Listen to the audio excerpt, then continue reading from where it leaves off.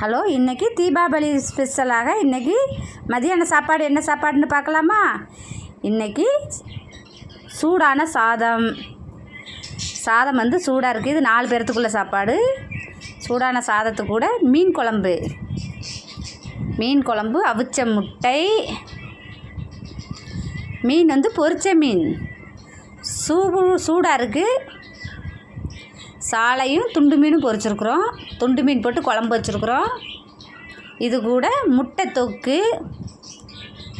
அதற்கு கூட சூடான ரசம், மிளகு ரசம். அனைவரும் சாப்பிட வாருங்கள். லைக் பண்ணுங்கள், ஷேர் பண்ணுங்கள், கமெண்ட் பண்ணுங்கள், சர்ப்ரைஸ் பண்ணுங்கள். உங்கள் வீட்டிலலாம் மத்தியானம் என்ன சாப்பாடுன்னு கமெண்ட் பாக்ஸில் கமெண்ட் பண்ணுங்கள்.